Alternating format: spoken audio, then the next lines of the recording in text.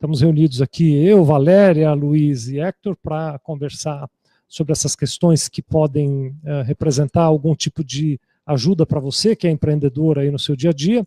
Você pode participar do nosso bate-papo mandando a sua mensagem para o nosso WhatsApp, que é aqui de São Paulo, então o código é 11, o número é 966410924, então é só você escrever a sua mensagem e a gente vai, na medida do possível, atendendo e respondendo a sua participação.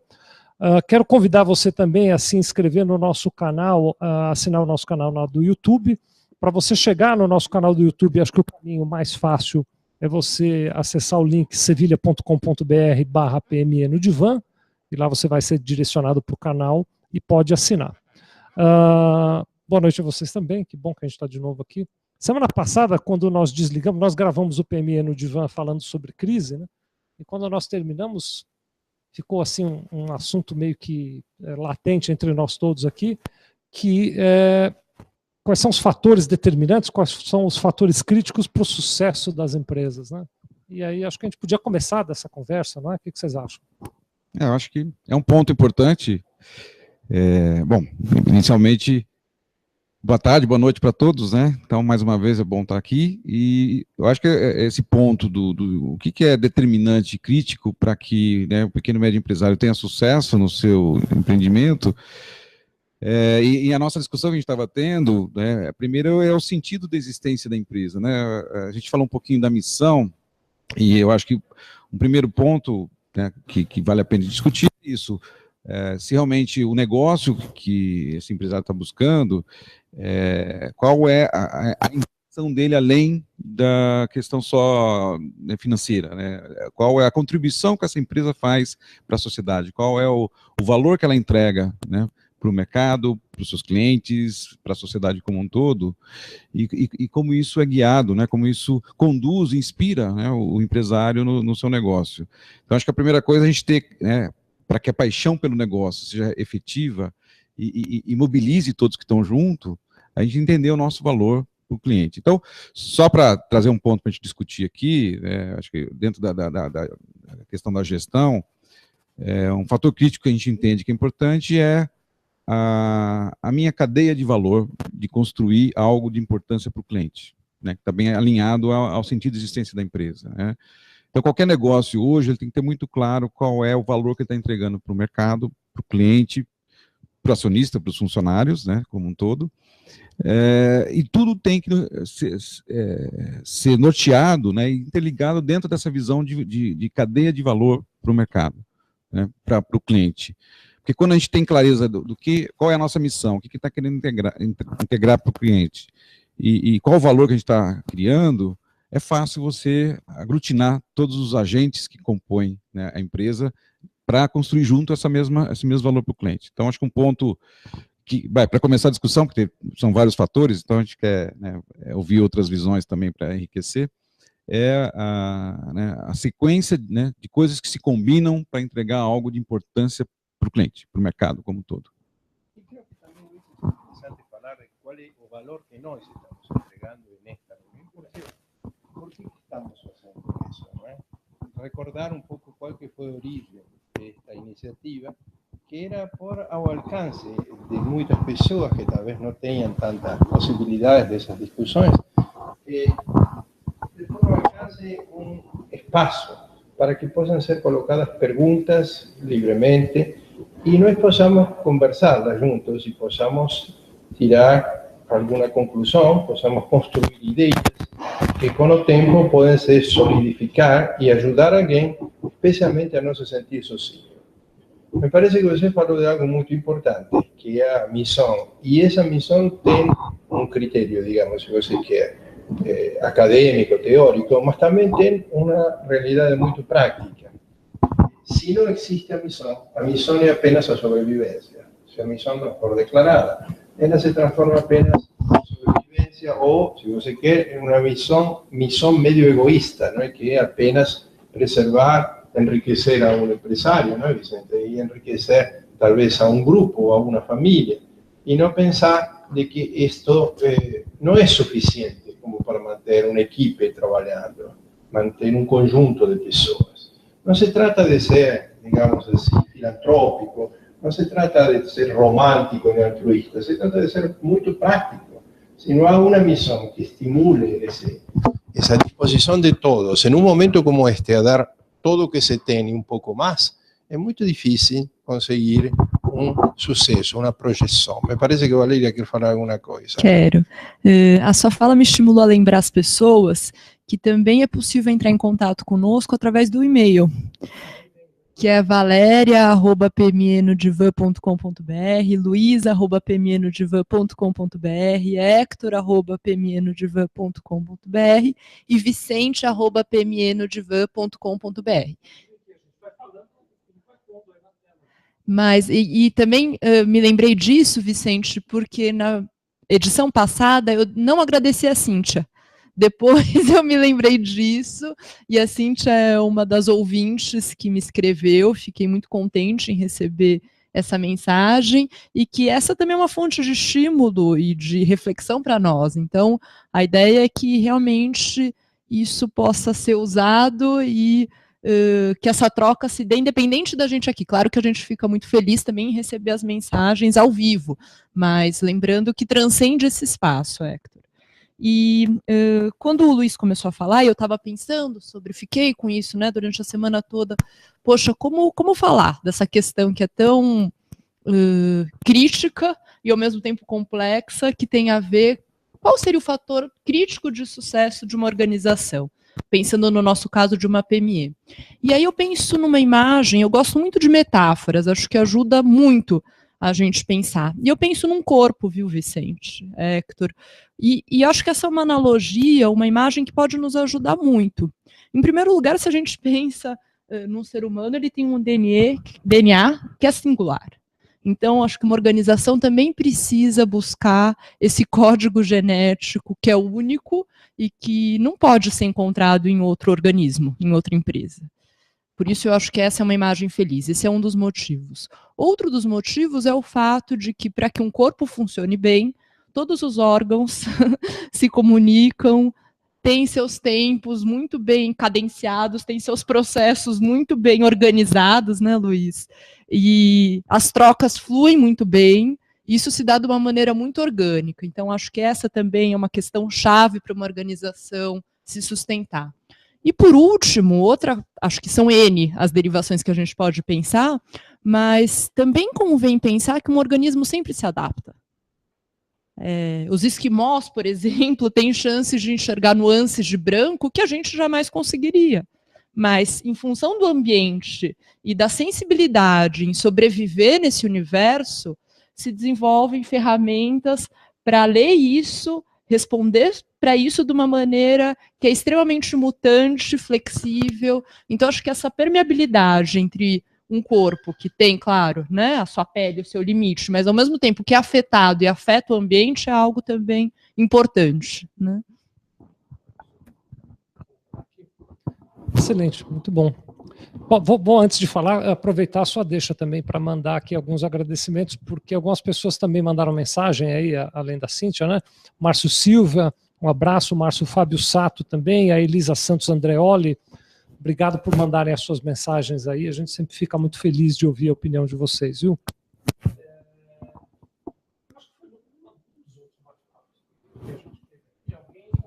Tinha dificuldades, agora eu não vou lembrar exatamente a pergunta, mas eu vou trazer aqui a sensação que ficou do comentário de alguém que tinha dificuldades com as suas equipes, com as pessoas que trabalham com eles ali. E aí eu fiquei pensando no teu comentário, Hector, assim, de ter um negócio egoísta, né? Então, um negócio egoísta que é um negócio que serve para eu ganhar dinheiro, que serve para eu saciar talvez a minha vontade de liderar e de comandar e tal, e que não preenche a expectativa de mais ninguém. E o Luiz estava falando sobre a missão da empresa, né? E, em certa maneira, a missão da empresa precisa incorporar as pessoas, né, Luiz? Porque eu acho que a maneira mais fácil de você conseguir que as pessoas se sintam parte da empresa e se envolvam de verdade, mais do que mecanicamente no processo, é elas sentirem, eu faço parte dessa missão, a missão me abrange e eu estou abrangido e abranjo também esta missão. Eu acho que a missão, ela se está muito claro e ela é bem inspirada, e o líder que está à frente dessa missão, ele é um apaixonado por ela, isso vai ser sentido pela equipe, né, porque todo mundo vai ter a mesma orientação, a mesma visão, né, daquele sentido de existência da empresa, né, e a importância dela. E eu acho que o fator bastante importante é que o cliente vai perceber, né, quando você leva uma solução, né, algo para o mercado, para o cliente, e você acredita naquilo, e você é apaixonado pelo que você faz, você gosta daquilo, isso vai ser percebido. Você não é um mercantilista que está indo vender alguma coisa para ter lucro, você está indo lá para vender uma ideia que você acredita muito, que você acredita que vai ajudar alguém e vai trazer benefícios, né? É claro que num mundo extremamente competitivo, cheio de dificuldades de um negócio prosperar, ainda mais empresas pequenas, talvez seja até utópico essa discussão de, né, e como é que tu falou, ilusório. Mas eu acho que ela não é incompatível, né, com Luiz, esse negócio. Você usou uma palavra muito interessante e muito certa, que é a paixão. E a paixão não tem uma limitação. A paixão não tem uma limitação pelo tamanho da empresa. A gente se apaixona. É pela visão do vendedor, é a questão, né? de que me apaixonei? Eu tenho umas reflexões que talvez seriam oportunas de colocar neste momento. E nós falamos, como Vicente recordou agora, do negócio egoísta, não é? Do negócio feito por um empreendedor. Eu começaria dizendo que um empreendedor é uma pessoa singular, uma pessoa especial. Não é todo mundo que se dispõe a empreender. Um empreendedor é alguém que se diferencia, tem uma disposição para o risco, que a maior parte das pessoas não tem. Preferem mais se proteger dentro do comando de alguém, ser liderados, mais seguros. E vivem reclamando, naturalmente, desse que lidera. Mas eles em si não estão muito dispostos a assumir o risco que o empresário assume. Então, esta dimensão de assumir risco e às vezes ter sucesso envolve o perigo inconsciente de ele exceder ou extralimitar a impressão que ele tem de si mesmo e se sobreestimar, ao extremo de poder chegar a se sentir de que ele é quase omnipotente. E esta é uma questão, agora trazendo outra vez um enfoque psicológico, que parte dos primórdios da vida. E vejam, diz a psicologia que um dos primeiros grandes sofrimentos que acontecem na condição humana acontecem logo no início, quando a gente é bebê, e chega a descobrir com muita dor que a gente não é autossuficiente. É decir, esta necessidade de depender dos outros, e a condição humana é terrivelmente dependente nos tempos que nós nascemos, se alguém não nos alimentar, não nos cuidar, a gente morre, literalmente. Então, nós dependemos. Esta necessidade de depender não inspira agradecimento, se inspira muita raiva. E nós queremos nos desvencilhar dela o antes possível. E isso não é possível. Nós temos que nos resignar, aceitar, sermos alimentados, sermos cuidados, etc. Mas esta é uma aceitação de resignação e não uma aceitação. E a vida toda nós passamos tratando de vencer essa imposição da psicologia do destino, albergando a esperança, abrigando a esperança dentro de nós, que algum dia vamos chegar a ser independentes e autossuficientes. E talvez essa seja uma ideia instalada em alguns empresários, que têm sucesso e então extrapolam esse sucesso para pensar que eu não preciso praticamente de ninguém. E se pudesse sozinho, tocava sozinho. De fato, esta é uma ideia limitante, porque a complexidade do mundo da empresa exige o pensamento e a visão de muitas pessoas e as experiências de muitas pessoas, que quando combinadas oportunamente em um ambiente favorável, em um ambiente de crescimento, podem resultar em frutos muito ricos em termos materiais e também em termos de qualidade de vida, de satisfação, de crescimento e de integração, de defesa juntos. Se vocês querem uma possibilidade de relativizar a adversidade do mundo, a adversidade de um momento como este, porque dentro de nós, em nossa equipe, encontramos uma fortaleza de comunicação. Então eu creio que é oportuno o que falou Valéria, a fazer a metáfora do corpo, no qual todos os órgãos se entendem entre si, E não existe a possibilidade que o fígado diga, hoje eu não falo com o estômago porque ontem o cara me olhou mal. É muito comum na empresa, né? Exatamente. Creio que você já conhece isso. Não, vai lá, Valéria. Bom, eu faço um pouco o papel de advogada do diabo, em certo sentido, e acho que isso é uma colocação que eu fiz no momento em que essa questão veio à tona, Vicente. E volto a fazê-la porque me parece importante, inclusive porque eu não sei se quem nos está assistindo nesse momento também assistiu às outras edições, então acho que não vai ser redundante. A gente faz a seguinte pergunta: quanto tempo e energia os empreendedores investem efetivamente nas suas equipes? É muito comum a gente ouvir e ler que pessoas são realmente o verdadeiro e mais precioso capital que uma organização tem, muito mais que suas máquinas. Valéria, isso mas é importante esclarecer que esse investimento a qual você se refere não é necessariamente em dinheiro, não é investir montanhas de dinheiro isso que eu ia dizer. É investimento na relação pessoal, em ouvir, especialmente em algo que com muita sabedoria os ingleses chamam be present, ou seja, estar presente, não? Deixa eu aproveitar, então. Juntando a questão da paixão, às vezes com muitos empresários que a gente conversa, a percepção que a gente tem é que ele tem um certo sofrimento, angústia, porque ninguém tem a mesma paixão que ele, né? Ou ninguém tem a mesma competência, capacidade e dedicação. Aí é onipotência, né? Tem razão. Então, é só para paixão a si próprio, né? A paixão por si mesmo. Então, essa é uma questão que às vezes angustia, né? Dentro dessa visão que eu tenho de... Né? Deixa eu falar, aqui vamos brigar hoje. Nós vamos providenciar um microfone girafa para não ter mais essa troca, mas assim, só para comentar, né, porque a paixão por si próprio, um tanto, né, tem o CAD, que é o Conselho Administrativo de Defesa, né, ele está fazendo uma propaganda por aí, quem cria, né, muitas vezes não sabe avaliar direito, e ele fala de uma gravata de água, vocês já viram isso aí, não?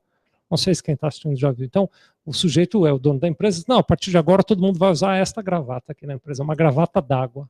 E os funcionários perguntam, mas como assim uma gravata d'água? A gravata, ela tem aqui um canudinho, você põe água dentro da gravata com uma sacolinha, e aí ninguém mais precisa ir ao bebedouro beber água, você pode beber a água diretamente da gravata. E para o dono da empresa, aquilo parece maravilhoso. E ele acha um absurdo que ninguém mais acha aquela ideia boa, né? E a gravata d'água é presente em muitos cenários das empresas por aí, né? Eu deixaria uma pergunta para vocês debaterem, não é uma dúvida que eu gostaria de colocar. Não será que em alguns momentos o empreendedor é seu próprio inimigo? Eu acho que às vezes ele cai numa armadilha. Ele não consegue equacionar, porque ele não consegue ninguém para compartilhar a visão e a paixão dele. Luiz, eu quero completar. Ele não consegue ninguém para compartilhar, e quando ele encontra alguém que quer ter uma visão divergente, ele foge. Então ele busca pessoas que concordam com a visão dele. Se você sentar com ele para dizer, não, a tua visão está um pouquinho torta, ele diz, o Luiz não é um cara tão bacana assim, eu não vou mais ouvir a opinião dele, vou falar com o Hector, porque o Hector concorda comigo. E colocando outra pergunta, além da que o Hector fez, será que o êxito da organização não pode ser o começo do seu fracasso? De uma pequena e média empresa? Me explico, né? Vamos pensar no comecinho da organização, quando com poucos recursos o empreendedor se divide. É muito provável a equipe dele. Conforme a organização, se é que ela prospera, muitas vezes ele muito mais e transferindo essa responsabilidade para o gestor de RH que ele contratou. Sentido, né? Quanto tempo o empreendedor se dedica a selecionar as pessoas, a entrevistá-las? É um papo que não é num tom oba-oba necessariamente, vamos melhorar o clima, mas num tom de fato saber que pessoas são naquele sonho com ele. E aí eu acho sempre bastante interessante, a gente tem N coisas que a gente pode debater aqui, mas me parece bacana a gente pensar na especificidade de uma pequena e média empresa e que se diferencia de uma organização que é uma multinacional. E me parece que uma das características que marca pequenas e médias empresas é que esse sonho, essa visão, é uma coisa muito concreta, muito clara. Você, em geral, está em contato com esses fundadores. Se você trabalha numa Mercedes-Benz, é muito difícil você ter a dimensão mítica de como foi que começou, quem são as pessoas que criaram aquilo, o orgulho de estar lá produzindo. Você tem uma área que cuida de como remanejar os móveis daquela empresa. Então, é uma experiência muito mais impessoal e alienada em certo sentido. Não estou dizendo da Mercedes-Benz em si, mas estou dizendo de uma experiência na qual você está muito longe da pessoa que afundou, do sentido que isso tem no todo, na entrega de fato que é feita para o cliente. E acho que isso é um risco, né? A pequena e média empresa cresce e acaba perdendo essa alma, vamos chamar dessa forma, né? Y esa alma puede ser a força dela, ¿no? Sentido. Estou me referindo neste momento, quando você falou de delegar no departamento de RH, algo que é vital, é como entregar, se você quer uma coisa muito preciosa, ser cuidada por alguém que não está preparado, ¿no? Mas é mais do que isso. Nas minhas aulas, às vezes, na faculdade, os alunos se queixam de que as pessoas de RH não estão suficientemente preparadas para lidar com o desafio que representa a RH, que não é apenas um DP, ou seja, departamento de pessoal, é muito mais que isso, é pensar na estratégia de RH, é estar disposto a ajudar a empresa sempre na contínua mudança, favorecer a mudança, estar disposto também a auxiliar os funcionários. E o que se conclui de todo isto é que o RH, ou pelo menos os gerentes de RH, acabam sendo bodes expiatórios, porque são, digamos assim, testas de ferros ou laranjas de empresários que, em realidade, eles mesmos ainda não reconheceram a importância que têm as pessoas. E se eles não reconhecem isso, eles levam para si uma carga muito grande, se vocês querem, até de narcisismo, não é? Eu sou quem sabe tudo e quem vai fazer tudo, e as pessoas são um mal necessário que eu tenho que acompanhar, e não alguém que me pode ajudar a criar, e às vezes a ter ideias melhores que as minhas. A diferença entre ele e seus subordinados é que eles têm medo do risco, mas não que eles sejam menos inteligentes. Esta é outra questão importante, não é? Eu trazer um pouco a discussão para o lado do empreendedor, porque tudo bem, ele tem essa questão dessa dificuldade de compartilhar a visão, a dificuldade talvez de motivar a equipe ou da comunicação, né? Mas ele, né, se colocando no lugar do empresário, ele está buscando fazer um negócio crescer, ele está buscando concretizar uma visão, né, da sua missão, se é que tem, né, ou da visão de negócio, que de alguma medida ele sempre tem. E ele vai, né, por tentativa e erro, por aprendizado, achando soluções, né, e nem sempre, às vezes soluções ortodoxas, nem sempre as adequadas dentro de uma visão de gestão, mas ele vai construindo a empresa, e na medida que a empresa cresce, é claro que ele vai precisar mais gente, e aí amplia um pouco essa dificuldade da comunicação, ele vai precisar de padrões, ele vai precisar de processo, ele vai precisar de estrutura, vai precisar de sistema. Então, a complexidade começa a chegar numa dimensão que extrapola qualquer esforço humano único, não é? E aí vem essa questão. Então, resgatando a questão do fator crítico, né? Ele precisa das pessoas, ele precisa, né, de ajuda, porque tem muitas coisas para se cuidar, né? Ele precisa respeitar, né? Então, olhando os dois pontos que a gente falou, às vezes ele não tem uma visão compartilhada de que todo mundo tem a mesma paixão, né, pelo negócio que ele tem, então pode-se cair no risco de um isolamento, até uma postura mais autoritária, mas, por outro lado, a necessidade dessas pessoas vai forçá-lo a achar uma solução, porque ele não vai conseguir tocar um negócio. E aí é um conflito que eu entendo que ele vai ter que resolver para o bem ou para o mal, né? Porque senão a empresa vai ter problemas. Não sei, Vicente, você está com... Não, eu estou aqui pensando, eu tenho um milhão de coisas para falar, né? Estou aqui pensando que hoje uma hora não vai dar, mas não vou falar nada das minhas coisas ainda não, porque eu quero comentar uma coisa que o Stefano mandou, que tem até a ver com o que você está falando aí. Ele é de uma cidade chamada Paraguaçu, que fica no sul de Minas. Obrigado, viu, Stefano, pelo seu comentário. Ele voltou um pouquinho ao que nós estávamos falando, que ele diz o seguinte, que com certeza o maior inimigo do empreendedor é ele mesmo. é muito interessante, porque eu estava vendo você falar aqui sobre as dificuldades do empreendedor, e acho que no afã, né, Stefano, de vencer todas essas dificuldades, de vez em quando ele mete os pés pelas mãos. E o Stefano continua, e aí você comenta um pouquinho do que ele está falando, né? Porque ele, o empreendedor, se auto-sabota. Acho que isso tem muito a ver com o trabalho aqui do Hector e da Valéria, repetindo os erros dos pais ou das referências que ele teve na infância. E cobrando compaixão dos outros, né? Dizendo, não, você precisa compreender a minha situação e tal. O Stefano, gostou muito do seu comentário aí, né? Tá na mão de vocês aí agora. Falar. Eu vou passar a bola para o Hector, porque acho que ele tem mais, e a Valéria, que tem mais condição de discutir essa questão, né?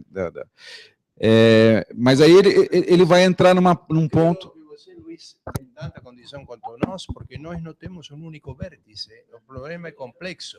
E tem vértices que você enxerga e que são tão importantes e complementares quanto os que nós podemos enxergar. A nossa proposta só tem sentido se for multifocal, não se for apenas uma perspectiva psicológica ou uma perspectiva técnica. As duas têm que se complementar. Eu só ia, né, para a gente continuar essa discussão, falar que outra coisa que acaba acontecendo é buscar culpados, né? Porque como as coisas começam a não dar certo, e aí, até por essa visão onipotente total, né, o culpado não é o empresário, né, vai atender. Então é o funcionário que é incompetente, são as pessoas que não são comprometidas.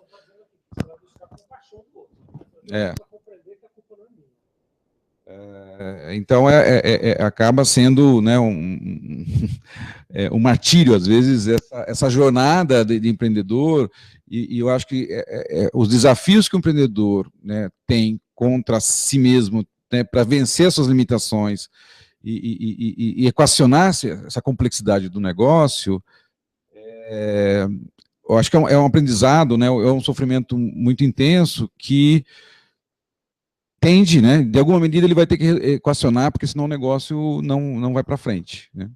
À medida que você falava, Luiz, volta na minha cabeça a palavra paixão que você usou algumas vezes. E a gente entende a palavra paixão especialmente na relação humana entre duas pessoas que de alguma forma criam um sentimento muito profundo de entendimento, de complementariedade, de integração. Mas a palavra paixão também se encaixa no sentimento que um empreendedor tem pela sua obra.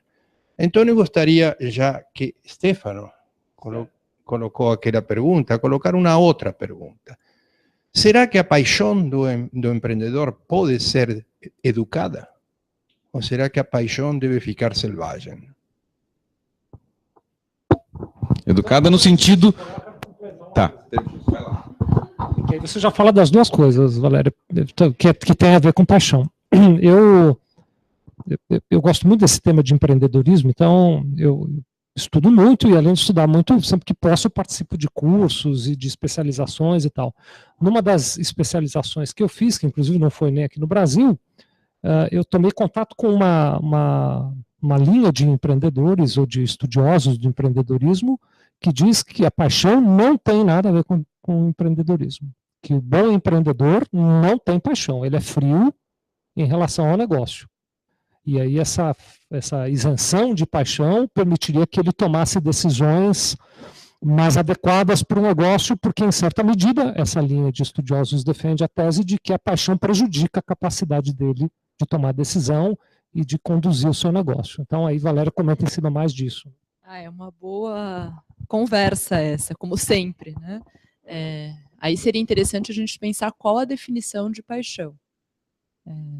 Acho que um outro jeito da gente pensar o que caracteriza um empreendedor é a dimensão de autoria, é a relação de identificação que ele constrói, que ele tem com aquilo que ele produz e com aquilo que ele faz.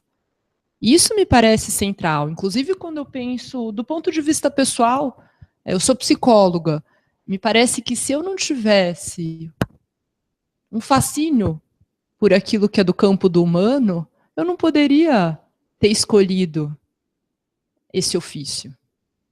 Então eu me vejo identificada com essa proposta. Isso me parece algo que está em jogo em organizações diversas. A gente teve a chance, não sei todo mundo que nos assiste nesse momento acompanhou outras PME no Divã, mas então eu vou repetir. Eu e o Hector sou filha dele, somos uma empresa familiar, também trabalhamos com isso não só oferecendo um serviço para empresas familiares, mas vivendo a experiência de sermos um. Em determinado momento, a gente foi também fazer um curso sobre isso, e era tão interessante, Vicente, porque a gente ouviu os grandes cases de sucesso na Europa, vamos pensar em vinícola, o avô cultivava a uva, o tatara... Ou em queijos. O queijo. Então, tinha uma relação e a gente tinha receita própria, e a gente desenvolveu a qualidade de ter um olfato muito específico, e a gente sabe... Isso era uma coisa, a gente pode chamar de muitos nomes. Eu acho que paixão é uma palavra que cabe, e que tem a ver com uma experiência muito afetiva com aquilo que se faz. Muito emocional, né? Mas eu só queria fazer um comentáriozinho antes, depois a gente pode voltar, só porque eu não gostaria de perder, eu acho que é importante. O que o Stefano comentou, muito obrigada pela sua contribuição, me fez pensar também no fenômeno da empresa familiar. E na nossa perspectiva, é muito comum que o fundador seja um algoz, ou seja, o principal fator de dificuldade para que a organização perdure. Embora é muito paradoxal, ele tem um amor e aquilo é algo muito precioso, mas de uma maneira que acontece uma espécie de confusão em que, de certa forma, ele não estando mais, a empresa também não poderia existir. Que tem a ver com coisas que a gente também falou, né? Potência, por aí vai. Mas é muito comum que, embora o discurso seja na linha de quer favorecer para que isso continue, tem mercado, tem saúde, teria chances de persistir. Mas, por outro lado, se cria uma equação ou se dificulta enormemente que a empresa possa prosseguir. É algo que também me fez pensar sobre isso. Obrigada por essa reflexão e por compartilhá-la aqui também, Stefano. Eu só ia comentar que essa questão de ter paixão ou não, eu acho que tem que ter. E o contraponto dessa linha de que tem que ser colhido, se a gente pegar grandes empresas no mundo hoje, fundadores, eu trabalhei com 10 anos na Ford, né, então eu lembro da cultura Ford, mas se pegar outras empresas, como a General Electric, o Walt Disney, eles não criaram essa empresa para ganhar o dinheiro, o foco só para ganhar dinheiro de forma fria. Eles tinham uma visão, tinham uma obsessão, tinham uma paixão maior do que isso, né? Claro, pode-se ter cometido erros, não estou nem entrando na questão né? Mas a grande linha de condução desse negócio foi uma visão e uma obsessão e uma paixão, né? Não foi só uma coisa fria, talvez não tivesse conseguido construir o que foi construído. Eu creo que nós estamos cedendo a un impulso cultural que nos coloca o en un extremo o en otro, a visión positivista excludente, si una cosa no es otra. Mas a empresa é algo muito complexo e é muito melhor descrita pelas teorias actuais da complexidade que pelas teorias que nós conhecemos de causa e efeito linear, não é? Nesse sentido, as coisas coexistem. Quer dizer que Vicente tem razão no que ele estudou, ao dizer que as decisões não devem ser, entre aspas, obnubiladas pela paixão. Tem toda a razão. Mas isso não é impossível, e ao mesmo tempo, se ao mesmo tempo se possa sentir paixão por aquilo que é a missão, o profundo que foi criado. Ou seja, como disse Luiz, nós podemos ter paixão pela nossa criação, pelo que fizemos, mas para que ela sobreviva, eu preciso deixar de lado aquela paixão no momento para poder pensar. Então, as duas coisas podem sobreviver, e têm que sobreviver, porque se as decisões fossem tomadas só na égide da paixão, eu creio que elas estão muito provavelmente condenadas a ser equivocadas. E o contrário, e se você toma a decisão sem ter paixão, você também deixa a empresa limitada. Eu vou trazer um comentário muito antigo de um grande filósofo que era Kant. Ele falou, a razão sin intuição é cega, e a intuição sem a razão é vazia. Isso quer dizer que a razão, ou seja, o pensamento, sem a intuição ou sem a paixão, ela é vazia. Perdão, vou repetir. Isso quer dizer que a razão, ou seja, o pensamento, sem ter paixão, ele é vazio. E vazio não estimula ninguém. Esse é o nosso sentimento de falta de motivação. E por outra parte, a paixão, ou seja, a intuição, sem a razão, é cega. Que é o que você falou, se eu tomo as decisões só baseado na minha paixão, eu provoco um desastre. Observem que Kant viveu vários séculos atrás, e ele estava falando da realidade de nossa empresa hoje, que estamos falando da pequena e média empresa, e não a empresa, como o Luiz colocou, muito grande, que já tem seus cânones, seus projetos, nos quais as pessoas já obedecem regras pré-estabelecidas até de várias gerações, em alguns casos, como é a Ford, a Mercedes-Benz, etc. Nós estamos falando de uma empresa que precisa construir suas regras e precisa, por incrível que pareça, estabelecer sua própria cultura, não é? E construir seu próprio conceito de cultura. Nós podemos até, se você achar oportuno, Vicente, dar um pequeno toque sobre o que seria cultura. Acho excelente, acho ótimo. Eu estou aqui me perguntando, bom, primeiro quero mandar aqui um abraço para o Johnny Andrews, que também escreveu. Ô Felipe, o Johnny fazendo que o áudio nas coisas, né, Johnny? Depois você escreve aí para dizer se melhorou, tá bom? O Felipe vai dar uma aumentada aqui no som, vamos ver se melhora. Mas eu fiquei aqui imaginando sobre, voltando, porque nós estamos aqui num tema que ele é na verdade, ele gira assim ao redor do sucesso, mas eu queria voltar um pouquinho no começo da nossa conversa, em cima até do que você estava dizendo aqui, que é essa questão de você ter paixão e de ter razão convivendo na condução da coisa. E eu fiquei pensando nisso, pensando ainda na questão da missão, que o Luiz muito bem falou da questão da missão, que é algo que é tão importante a empresa saber o que faz, e as pessoas que estão na empresa saberem o que fazem e tudo mais.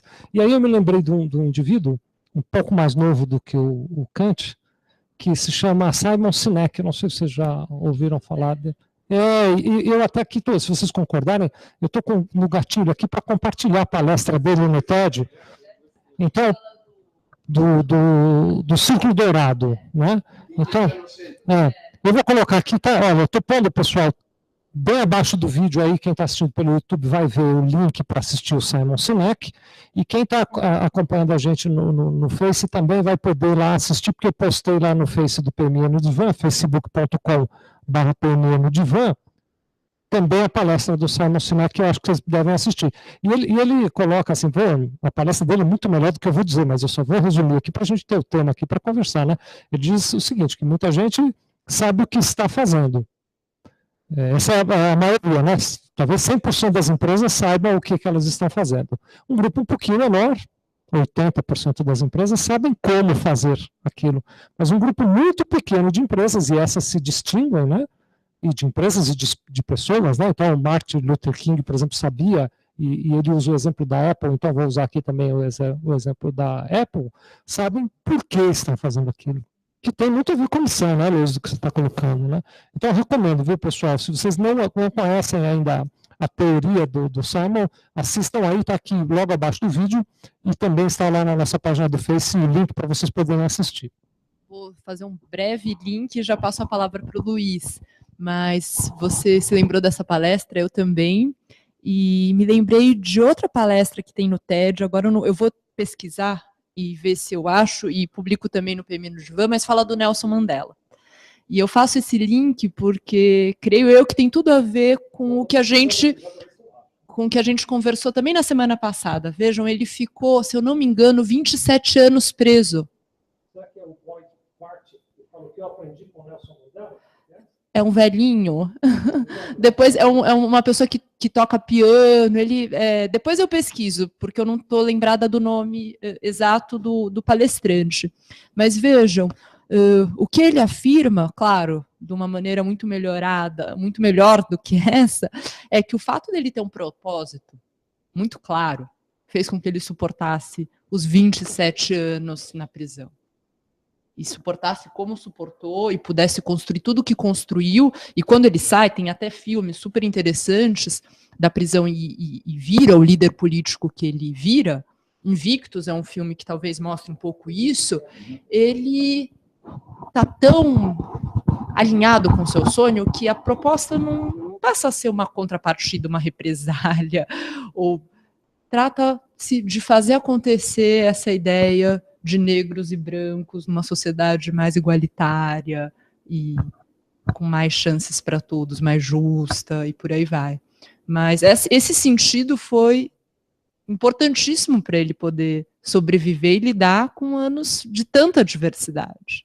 Então, estou dizendo isso porque penso nessa questão que a gente trouxe à tona da última vez e que circula aqui novamente, da crise também poder ser muito melhor enfrentada graças a essa clareza e essa convicção. Eu ia falar exatamente disso, porque no fim, na semana passada, na edição anterior do PME no Divã, falamos sobre crise, e quando nós terminamos, nós ficamos comentando aqui sobre como é que o indivíduo aguenta a crise, né? E o Luiz já tinha abordado isso. Se você tem um objetivo claro, se você sabe o que você está fazendo, a crise é um momento.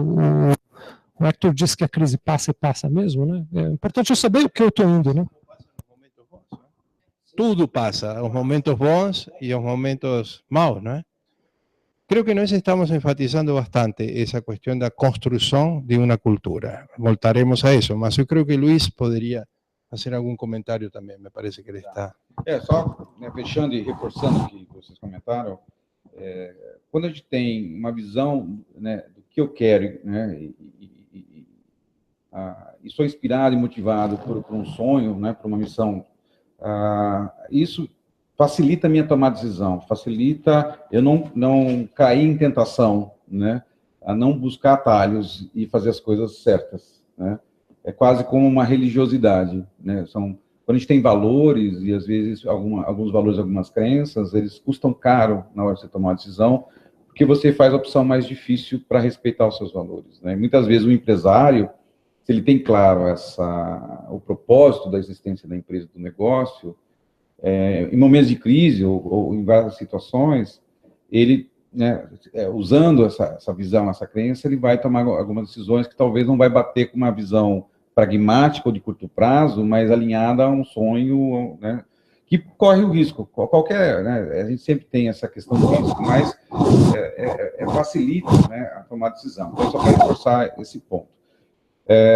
Talvez valha a pena aqui agora, a gente abriu essa discussão em vários aspectos, né, a gente começou a falar dos fatores críticos, então talvez a gente tentar consolidar essas ideias para que ajude aí quem está assistindo. Luiz, eu creio que você poderia mencionar concretamente alguns fatores críticos baseados na tua experiência, já falar propriamente nele, não é?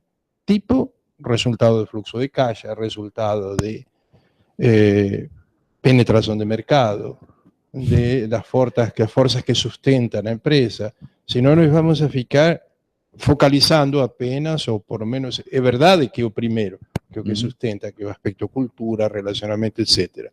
Mas eu creio que seria interessante que você apresente alguns, no teu parecer, alguns dos fatores concretos que vive o empresário no dia a dia, aquele que lhe permite pagar suas contas, aquele que lhe permite aumentar seu faturamento, etc. Tá, então podemos amarrar com algumas coisas que a gente falou, né? Ou seja, se eu tenho uma visão do negócio, eu tenho algo que eu entrego. Então, primeiro eu tenho que ter um produto com qualidade, né? Tem que ter um produto, né, ou um serviço de qualidade. Produto ou serviço de qualidade é fator crítico de sucesso, sem dúvida nenhuma. Então é algo que o mercado queira, ele então, valorize isso. Eu começaria por aí, Luiz. Produto crítico, um fator crítico de sucesso é aquele que faz a seu cliente comprar de você. Sim. É dizer, o que define a decisão de escolher você no meio de um monte de outras pessoas. Isso é um fator crítico de sucesso. E aí traz alguns outros juntos, né? Ou seja, como é que eu consigo garantir que...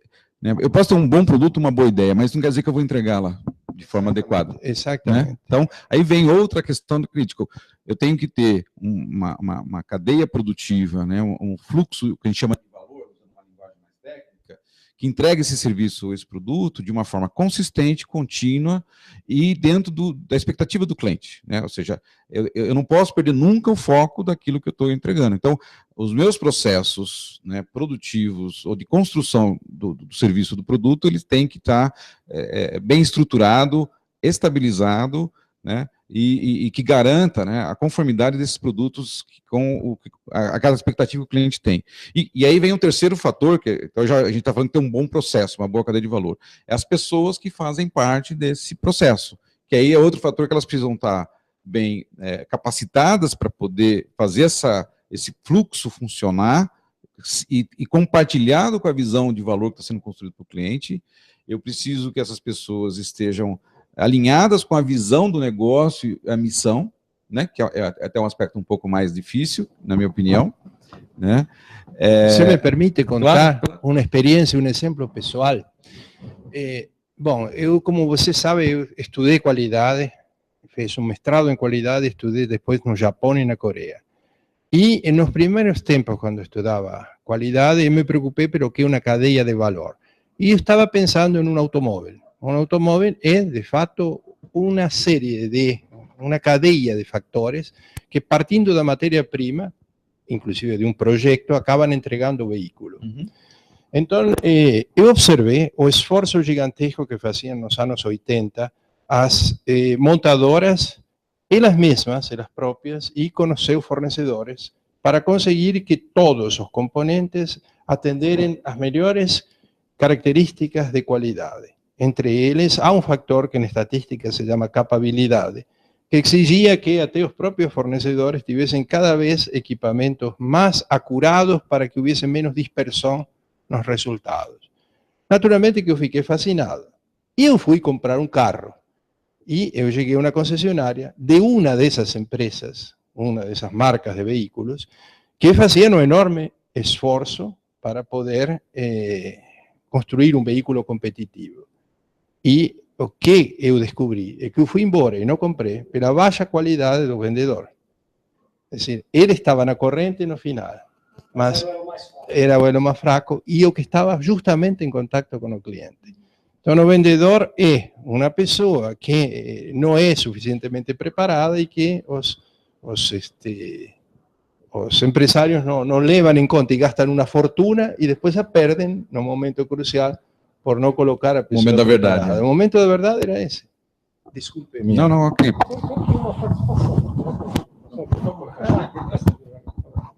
Então, vou encaixar. O rapaz que tinha falado que o som não estava bem, o Johnny Andrews. Obrigado, viu, Johnny, pela ajuda com relação ao som. Diz que melhorou. Diz que melhorou. Ele está perguntando o seguinte, está comentando, né? Ele quer saber na nossa opinião. Quando iniciar um empreendimento, na opinião de vocês, o empreendedor deve dissipar a responsabilidade ou assumir tudo sozinho, quando ele começa o empreendimento dele? É uma pergunta interessante de se pensar. O meu entendimento é que ele precisa de ajuda, ele precisa compartilhar isso de alguma forma, né? Tentar fazer sozinho, o risco é muito maior, né? A demanda de esforço vai ser grande demais para ele tocar isso sozinho. Então, eu acho que ele tem que buscar ajuda, que pode ser de várias formas, né? Através de sócios ou através de compartilhar a visão do negócio com as pessoas da equipe que está ajudando ele, né? As pessoas, elas se engajam numa ideia se você souber, né, compartilhar essa visão de negócio que você tem. E elas vão trazer subsídios para você poder tocar o negócio. E, é claro, não podemos transferir. O empresário, ele na última decisão, a decisão final e o risco está muito associado às escolhas que ele faz, né? Então, isso está no escopo dele, mas na medida que eu conseguir compartilhar, eu minimizo, né, o meu risco, a minha chance de não dar certo, e aumenta o meu sucesso, porque eu vou ter, né, mais agentes ajudando nesse processo como um todo. Muito bom. Eu cortei o Hector, não, guarda o seu raciocínio aí, não vai perder, por favor, Hector, mas é porque eu quero fazer um comentário aqui para vocês, para o Johnny, para todo mundo que está assistindo isso aqui. Esta semana, a Sevilha Contabilidade, que é a empresa que eu fundei, está completando 29 anos de idade. Pois é, eu tinha 3 anos de idade, viu, pessoal? Porque eu sou jovenzinho. Menino precoce, montei praticamente do berçário, né? 29 anos de idade, né? Assim, primeiro para dizer, Johnny, pessoal, que é impressionante como a gente consegue não aprender, né? Depois de 29 anos eu ainda olho e digo, puxa, quanta coisa eu ainda tenho para aprender, porque todo dia tomo uma lição aqui, né?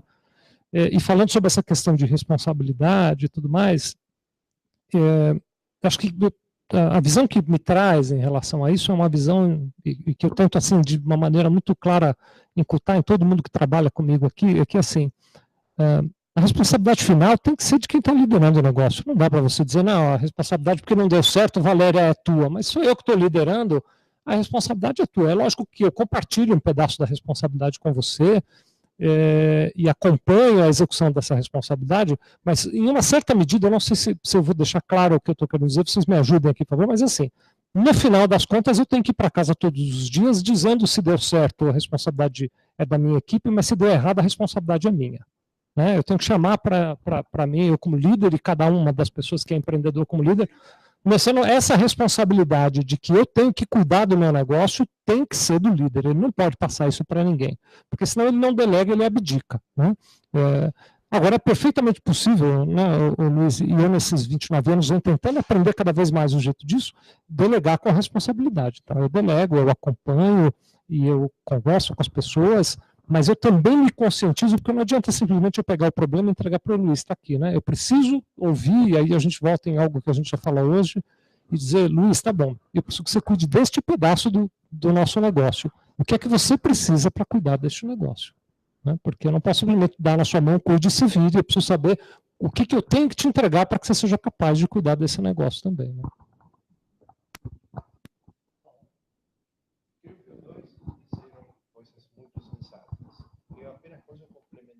Muito modestamente, um pouco as ideias de vocês. Parece que a Valéria também quer falar. Não, vai em frente. Eu estou pensando em cadeia de responsabilidades, igual que se pensa em cadeia de valor. Eu diria que, Johnny, obrigado pela...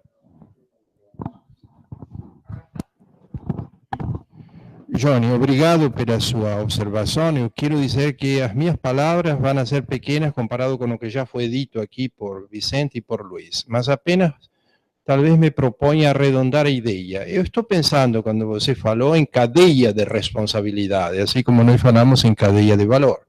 E talvez essa seja uma das principais e mais estratégicas habilidades de um empreendedor quando forma sua equipe. Vejam, é muito importante para poder fazer isso, ter uma capacidade de olhar as pessoas não como coisas, e sim como seres únicos. Por exemplo, se eu vejo ao Pedro, eu posso pensar que Pedro tem uma determinada competência para poder fazer determinada tarefa. Se dou uma tarefa muito inferior a isso, eu tiro a motivação do Pedro. E se, pelo contrário, dou uma tarefa muito mais complexa, que o que permite sua preparação e sua habilidade, também desestimulo. Então, eu tenho que pensar que é necessário que eu possa organizar as responsabilidades de maneira compatível com as condições das pessoas. Mas, para isso, eu não posso pensar que as pessoas são simplesmente peças de um xadrez que eu troco como quero. É claro que ninguém é insubstituível, mas minha obrigação como empreendedor é conhecer possivelmente tão bem as habilidades das pessoas quanto conheço as características do meu negócio. Por outro lado, Johnny, não fazer isso, não estabelecer responsabilidades individuais, é você desestimular o desenvolvimento das pessoas. Sin responsabilidade não há possibilidade nenhuma de motivação, de desenvolvimento e muito menos de contribuição. Mas o que é responsabilidade? Normalmente as pessoas pensam que se trata de uma consequência, de assumir as consequências das decisões tomadas, mas isso é parte, é o que surge depois da responsabilidade, é o que vem depois de que você toma a decisão. A responsabilidade em si pode-se entender mais como a habilidade para escolher a resposta. Resposta, habilidade. Então, eu tenho que pensar em que medida estou preparado para poder resolver ou para poder tomar uma decisão nessa complexidade. Claro que desde um ponto de vista de liderança e de um ponto de vista da responsabilidade final da empresa, cabe ao empreendedor, Johnny, como cabería a cualquier de nós que fosse abrir uma empresa. Nós não poderemos culpar a nossos empregados porque o resultado está sendo negativo.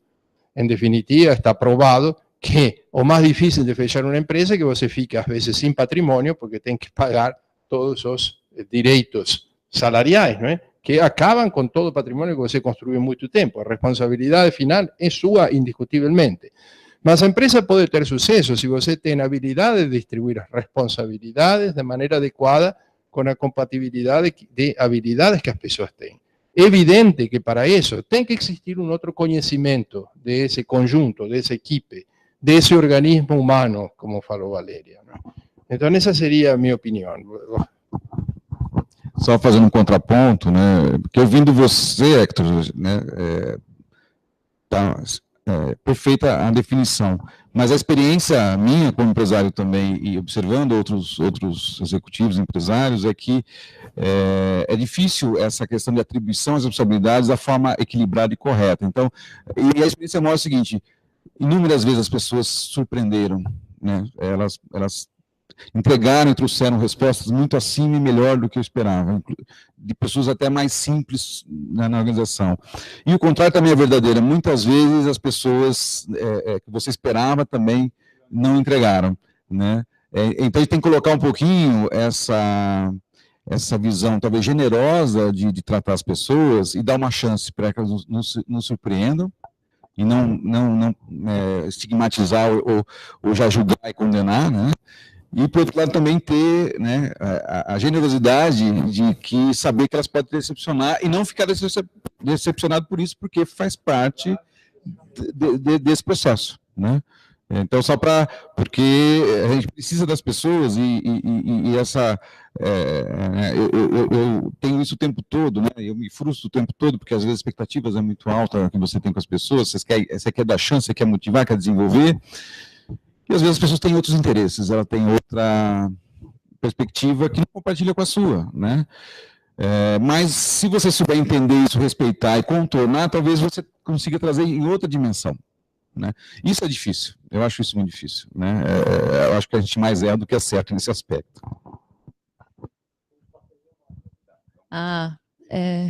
Vou dar um último comentário, também inspirada na fala do Johnny, e que me parece que, seguindo a sua fala, em termos de fatores críticos de sucesso, uma coisa que é crucial, no meu entender, é a coerência, Vicente.